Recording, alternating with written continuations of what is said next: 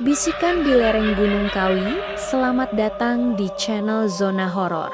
Channel ini menyajikan kisah mistis, kisah nyata. Kali ini channel Zona Horor akan menyajikan cerita horor dari Jawa Timur yang berjudul Bisikan di Lereng Gunung Kawi.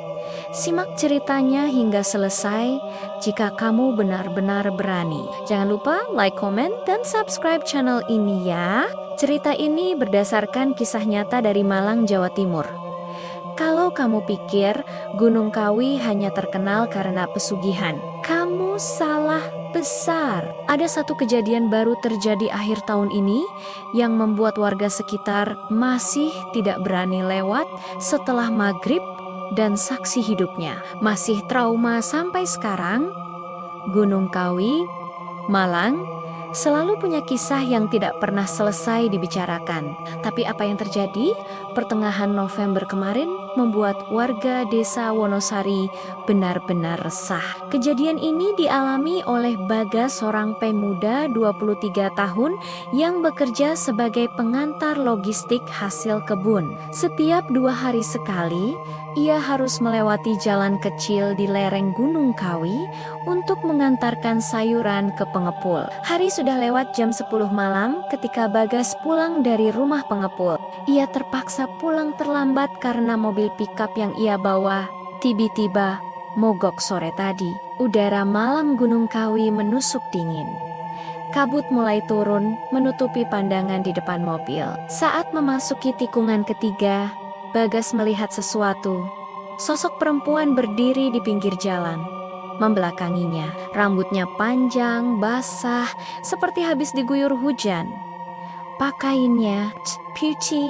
Bagas langsung menekan klakson dan menurunkan kecepatan. Ngih, kenapa malam-malam di sini sendirian? Teriaknya dari dalam mobil. Perempuan itu tidak menjawab, tidak bergerak, hanya menunduk, diam, seperti patung. Anehnya, tidak ada jejak kaki atau tanah basah di sekelilingnya. Padahal jalan itu becek setelah hujan. Perut Bagas terasa dingin. Ia memutuskan untuk melaju pelan melewati perempuan itu. Dan ketika tepat sejajar, perempuan itu pelan-pelan menoleh ke arahnya.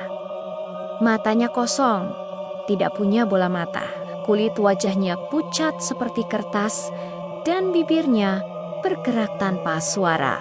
Bagas langsung menginjak gas. Mobil melaju kencang menembus kabut, tapi itu baru awalnya. Bagas menoleh ke spion dan jantungnya seakan berhenti. Di kursi belakang, perempuan tadi duduk menghadap ke bawah.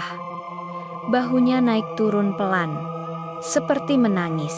Bagas spontan mengerem mendadak. Tapi saat ia menoleh langsung ke belakang, kursi itu kosong, tidak ada siapa-siapa. Namun, bau tanah basah memenuhi kabin mobil.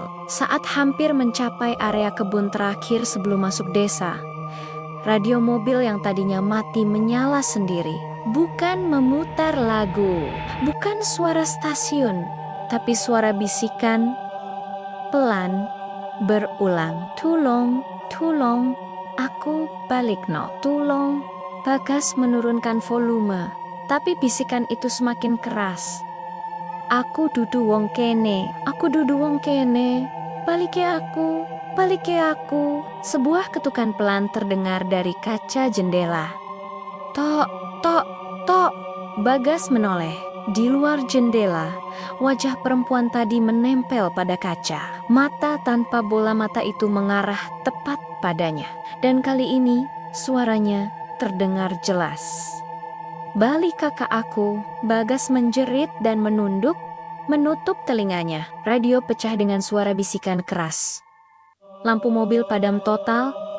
Suasana gelap, hanya suara napasnya sendiri yang terdengar. Dan di tengah kegelapan itu, seseorang membuka pintu belakang mobil. Lambat, berderit, berdebum, seperti ada yang masuk. Ketika Bagas hampir pingsan karena ketakutan, sebuah lampu senter tiba-tiba menerangi kaca mobil. Suara seseorang berteriak, "Bagas, kok berhenti di sini?" Ternyata itu Pak Surip. penjaga kebun kopi yang biasanya patroli malam. Setahun lalu ada perempuan hilang di sekitar tikungan tempat kamu lihat tadi. Sampai sekarang jenazahnya tidak pernah ditemukan. Orang-orang bilang, Ragnan nggak bisa pulang.